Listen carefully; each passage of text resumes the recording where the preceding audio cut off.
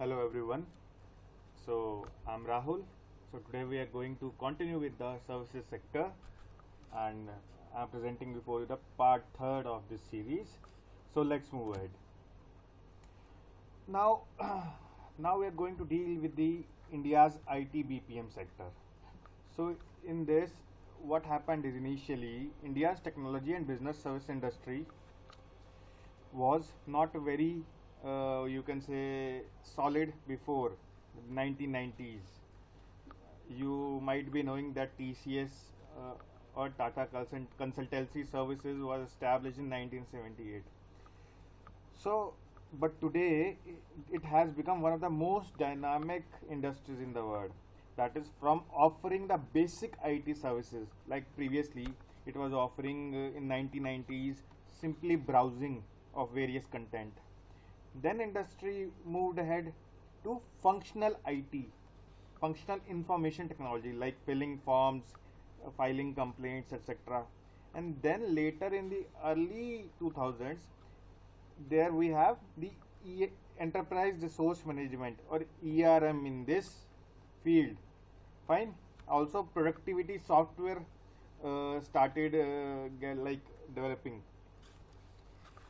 The Indian IT BPM industry consists of IT services, which has 52% share of the market, then business process management, 20% share, software products, engineering, research and development, and product development, which has 19% share, and then the fourth one is hardware, which has 12% share. Now, what is this BPM? Now, BPM or business process management is a field in operations management, that is how we manage the operations of an enterprise or company, and it focuses on improving the corporate performance by managing and optimizing companies' business processes. So it can be called as process optimization process. Oh, sorry, it has been called as process optimization of the company. So what do we do here is, first of all, we design a model, then we execute it, then we monitor the model, and then we make tweaks or changes in between the model so that how we can optimize for the maximum benefit of the company. So this is business process management. Fine. Now I use the term enterprise resource planning. That is, in the early 2000s, the focus shifted to the enterprise resource planning. Now, what is enterprise resource planning? Actually, it is also business process management software that allows a company or an organization to use a system of integrated applications to manage the business and automate. Automate means it will be automatically done without human help. It automates many back office functions related to technology, services, and human resources. That which resource should be allocated to which place, which technology we need to work upon, or how this technology will work, how the services will be handled. All these things are handled by enterprise resource planning software. For example, I will give you one example.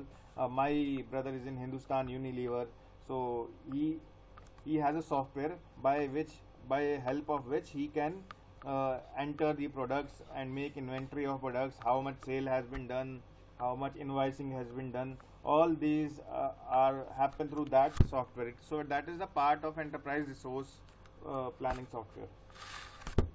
Now, IT company is the largest private sector employer with more than 34% of human employees. So you can say it can be one of the most gender neutral of the industries.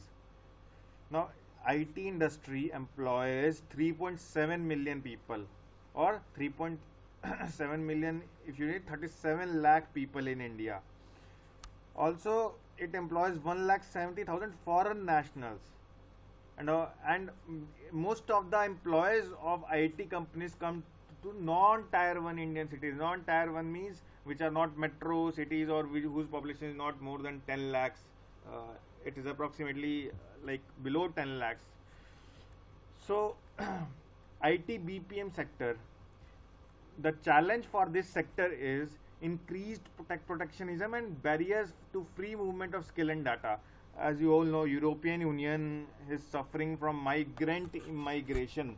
That migrants are coming due to war in Africa.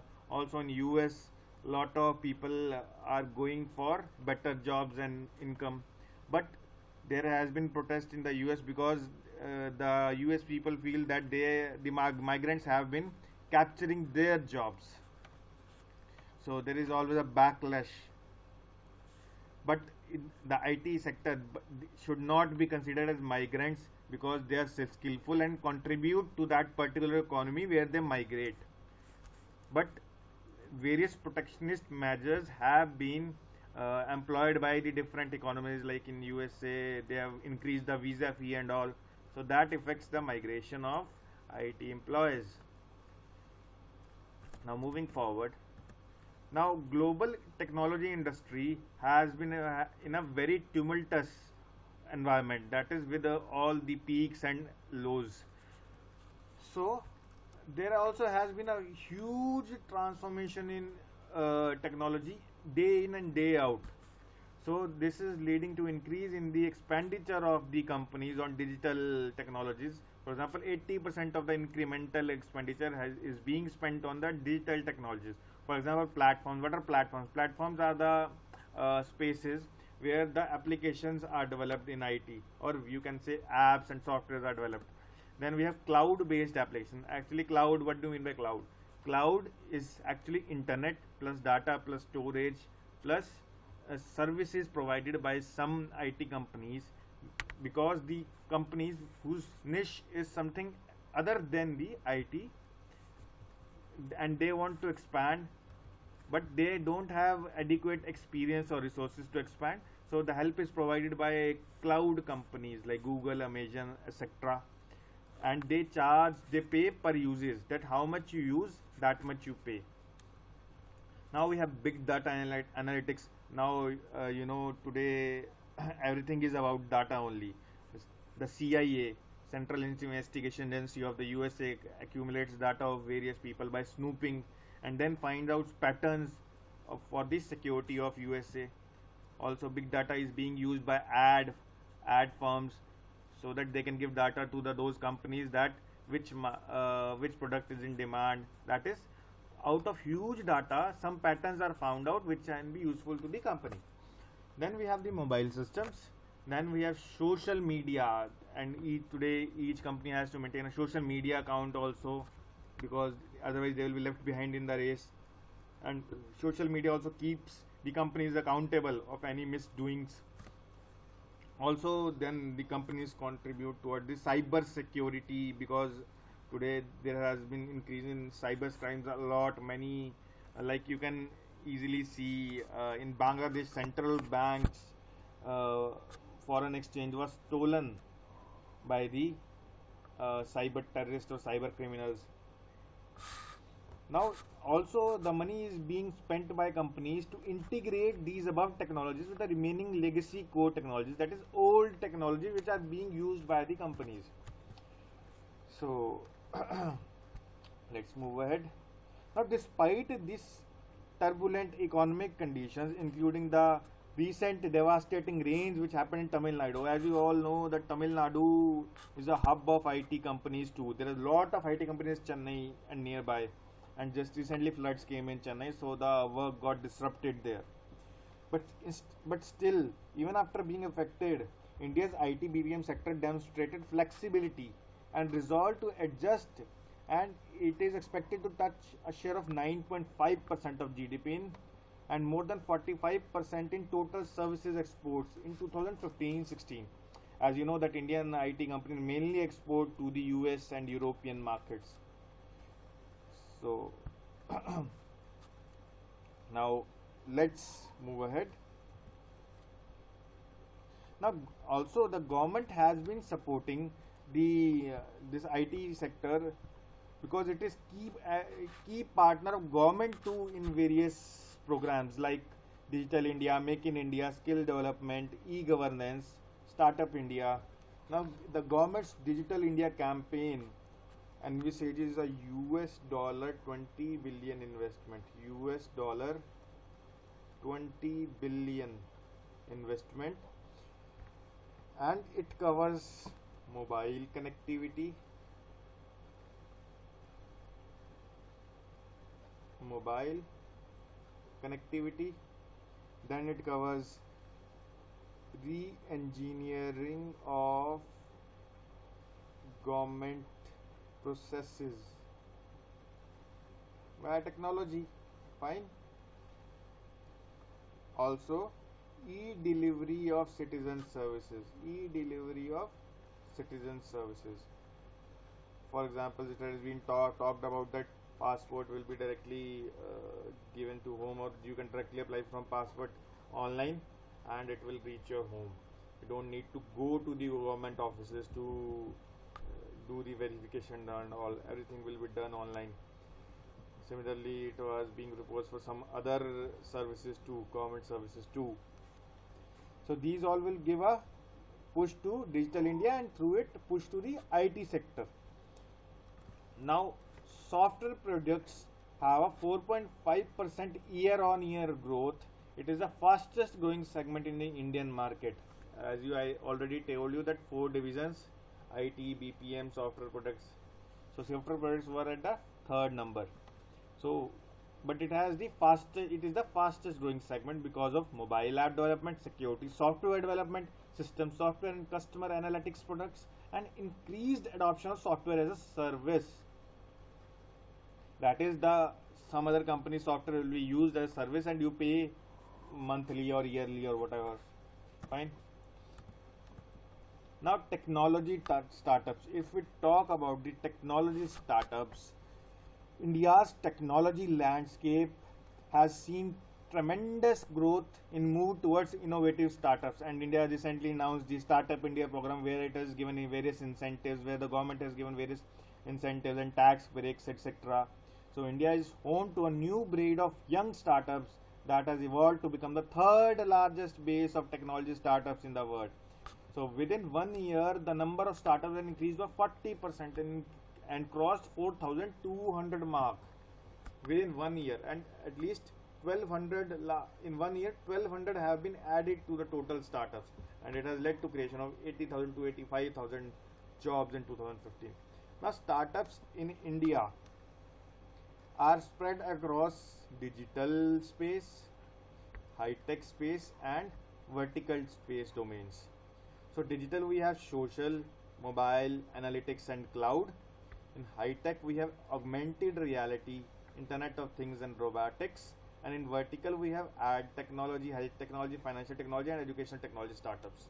So social startups, if we talk about, is social wins which are helping in the improvement of social issues, any social problems like education and health startups. You can also include them in social. Then you can say mobile startups. Mobile startups in all related to mobiles. Analytics startups like data. It collects the data, how the various startups are performing, or what is the market demand and all. Then there is cloud. Now, what do you mean by augmented reality? Augmented reality, I can explain you, is it is the intermediate between the computer screen and natural that you see. I can give you example that on hand, now you can flash the screen of the mobile, and then on the hand only you can touch. You can use as a touch screen your hand. Fine. So when you click on call button on your hand or screen like hand, then you can make a call to someone else. You can play game on your hand. So it is the intermediate, or it's the connection between the nature and the computer screen. Then we have Internet of Things. What is that? All the things will be regulated by internet. For example, making lights on and off in home, how much ambient temperature should be there in home, for how long a fridge needs to keep on, for how long AC is required. All these things will be regulated by the Internet of Things. How, like, what to say, how to like enhance our security and all. It will be connected to the network. That is the thing. That things will be, all the things in your home mostly will be connected to the network, and with the help of click of a button only you can change the environment of your home. Then we have robotics, everybody knows, and then we have these startups in the vertical sector.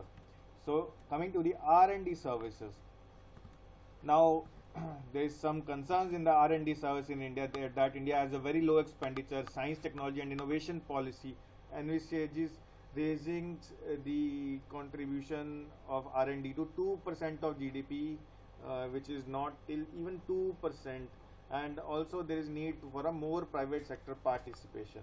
Now global competitiveness report says that India's capacity for innovation is below US, UK, South Korea and even South Africa, which is part of our BRICS. The quality of scientific research institutions is very poor and India scores lower than China and South Africa. Then we have very low university and industry collaboration on R&D, and even below China and Africa. So there is a lot of problem in that regard. Then we patents granted per million population, India fares badly compared to other BRICS countries. So all in all, India lags behind in R&D, and companies spending on R&D, India ranks below China. Availability of scientists and engineers, this India scores better. Now we have lot of churning out of lot of engineers and scientists, even though they don't know anything about what they are studying, because there is not a culture of innovation, and that's the education system is altogether very problematic. So coming to the government services. Government services coming to the government initiatives. Now what government has done for the R&D, it has reduced 200% tax for R&D expenditure. Then the budget announced the Atal Innovation Mission in the Niti Aayog. Now what is this Atal Innovation Mission? Atal Innovation Mission provides platform involving academics, entrepreneurs, researchers, drawing upon national and international experience to foster a culture of innovation and R&D in India. So it will try to promote a network of world-class innovation hubs, fine, in India. Now coming to the next one, self-employment and talent utilization program. Now the government employed SETU under Niti Aayog. SETU will be a technical financial incubational program. Incubation means like a pilot program where you nurture your idea, fine. So it supports all aspects of startup business and other self-employment activities, particularly in technology driven areas. Then we have Make in India, which will contribute to the manufacturing. Then we have Imprint, impacting research, innovation and technology. Now Imprint is a pan IIT and IISc's joint initiative to develop a roadmap for research to solve major engineering and technology challenges in 10 technology domains relevant to India, which will help improve research and innovation ranking of India in the world. Now coming to the consultancy services.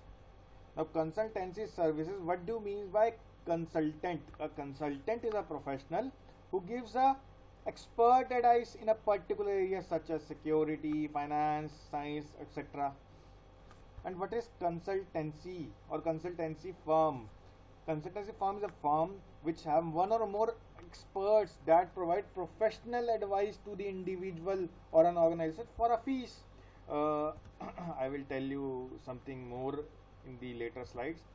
Now in India, after independence, the Indian government focused on investment and core industrial sector and infrastructure. The investment in these sectors attracted various construction and engineering companies to explore the business opportunities and contribute their expertise in these sectors. So the domain experts were required who could provide their core skill and competence in designing and building the core industry, dams, roads, buildings and all. Also you can see now itself our bullet train. Japan is giving a soft loan of 0.1% over which is to be given on the period of 50 years. But it will be taking a huge consulting fee. Nothing comes for free in this world. Fine. Now, if you talk about India, consulting services are emerging as one of the fastest growing services segments in India, cutting across different sectors with some overlapping. A large number of consultancy firms and individual consultants are operating in India at various levels. Now, out of that, there are two types of consulting: technical consulting and management consulting.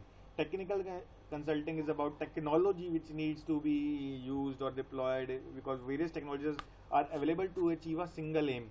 So, two-thirds of the total consulting market is in technical consulting and one-third is in management consulting.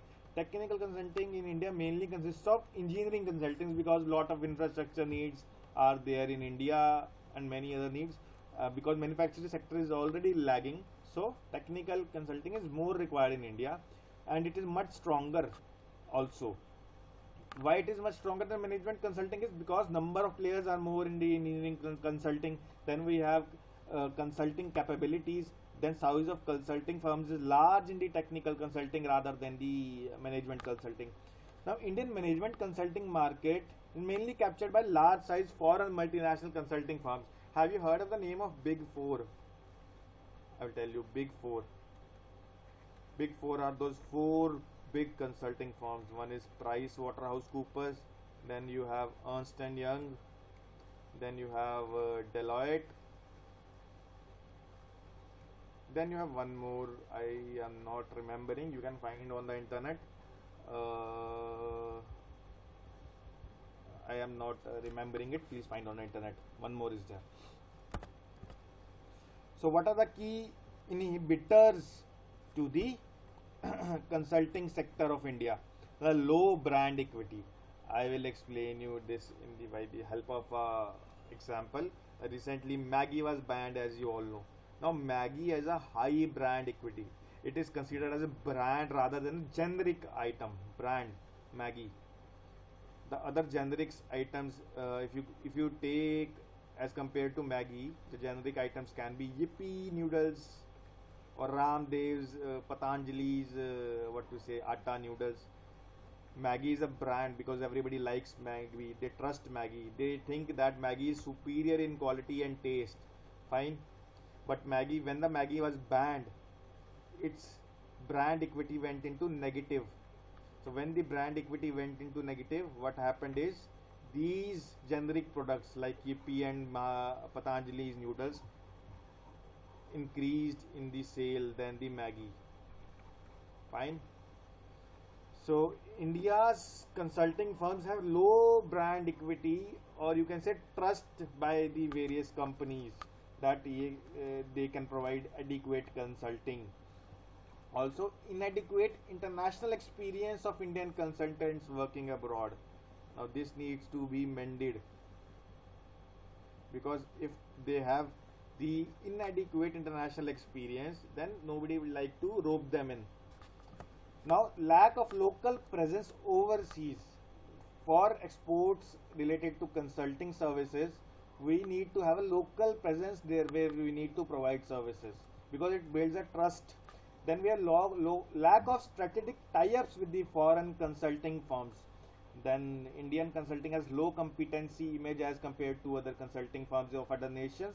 Then we have lack of market intelligence on consulting opportunities available abroad, and also lack of strong competency framework of consultant, so that the quality is improved of the consulting assignments. So India has to tread a long path to reach a high level of consulting ability. So the government has started various initiatives to help the consulting firms. For example, market development assistance scheme.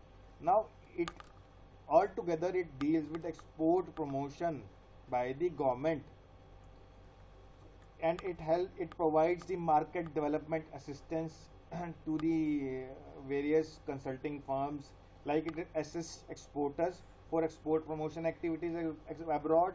It assists export promotion councils to undertake export promotion activities for their products and commodities. It assists organizations or trade bodies in undertaking exclusive and innovative activities connected with export promotion. Then it has focus schemes that focuses on exporting to various countries like Latin American countries, African countries, Commonwealth of Independent States, ASEAN, etc. etc. So, what do you mean by then market access initiative scheme? Market access initiative scheme is also an export promotion scheme which is envisaged to act as catalyst to promote India's export on a sustained basis. It includes marketing products abroad, capacity building, support for statutory compliances abroad, various studies to study the market of different countries, then project development and all.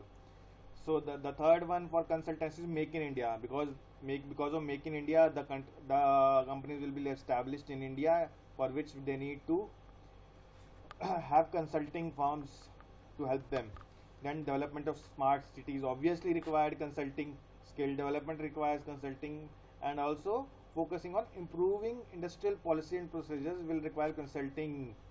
So all these will need consulting and help in improvement of consulting services. Fine. Now coming to the real estate and housing. Now real estate and housing has been slowed down due to various factors. Because of this slowdown, there has been sharp increase in the inventory or repository of unsold housing units, mainly in northern and western regions, because lot of residential buildings were being developed by the builders and the demand has reduced. Now, despite weak sales and rising inventory, the housing prices have increased in many cities and towns, as shown by National Housing Bank's Residex Index. It has increased, except in Jaipur where it has decreased. Most of the and some 4-5 towns more. Most of the towns the prices have increased. In 2015, out of 26 cities, 20 witnessed increase in prices. So what can we say? That the prices are still increasing. So the reality prices increase or are just holding up, and they are not falling due to heavy inflows of capital. That capital is being coming in the market with the help of non-convertible debentures and structured deals by various companies, foreign or domestic.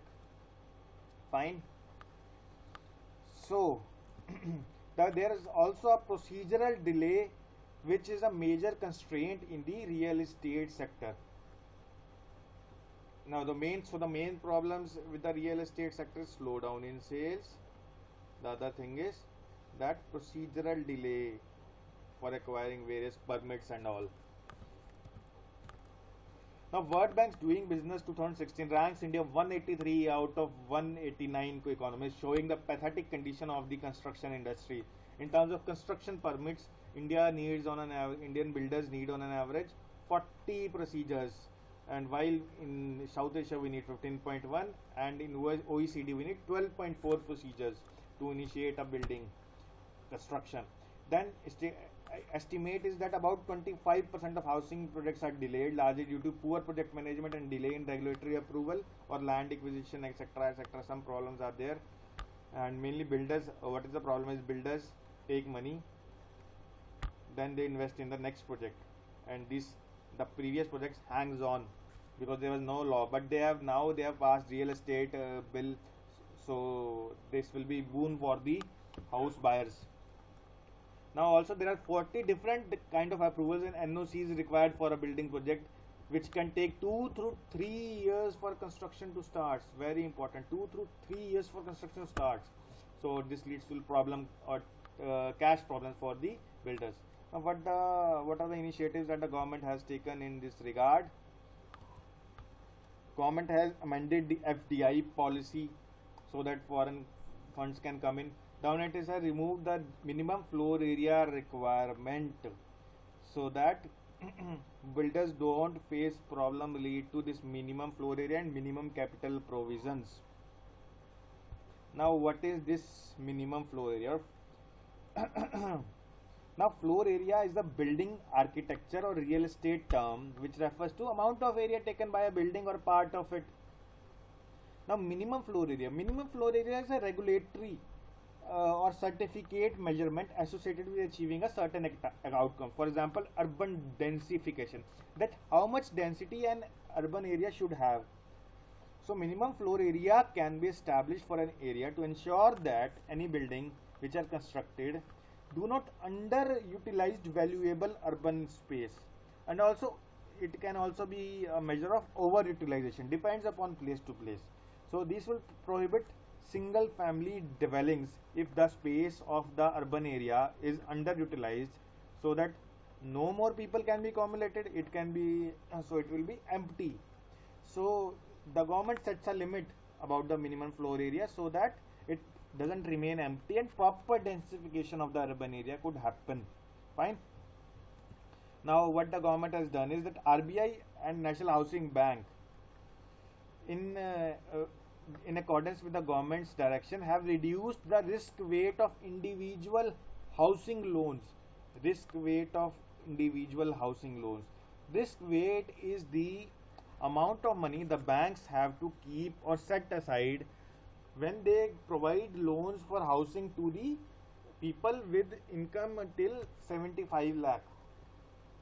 Now it has been reduced to 25% of the total amount that they have to set aside. Suppose a bank gave a loan of 50 lakh rupees. Fine. Previously it had to set aside 25 lakhs or 50% of the total. Now it has only have to set aside approximately 35% is 17.5 lakhs. So 7.5 lakhs it can use further. So it can help or it can let banks, it eases the capital position of banks and it can help banks decrease interest rates. A further loan to value ratio has been increased to 90% for loans up to 30 lakhs. Now there is plan to build 6 crore houses by the year 2022 under the Housing for All scheme. Also 98 cities are to be developed as smart cities and 20 cities have already been taken up. Now coming to the internal trade. Now retail sector is an important component of internal trade. What is internal trade? Internal trade is the movement of goods and services across different geographical regions in the countries. It includes self-employed and person engaged in both wholesale and retail. So if you come to retail sector, we see it is an important component of internal trade, and retail is a key sector for skill development, with the projected employment of 58 million people by 2022. 58 million is 5.8 crore people, and it accounts for 14% of incremental human resource and skill requirement. At 14% of total human resource requirement will be in retail.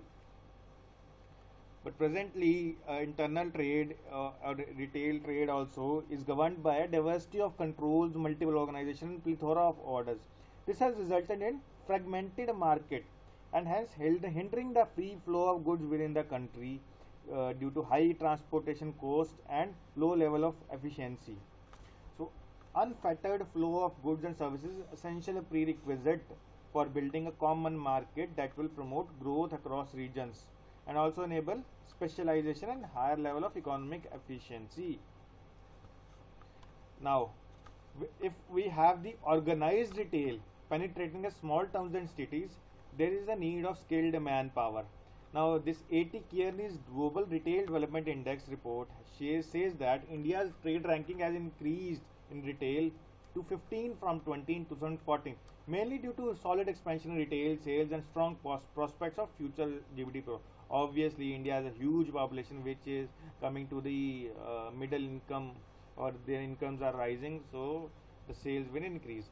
But what are the hindrances faced by the retailers?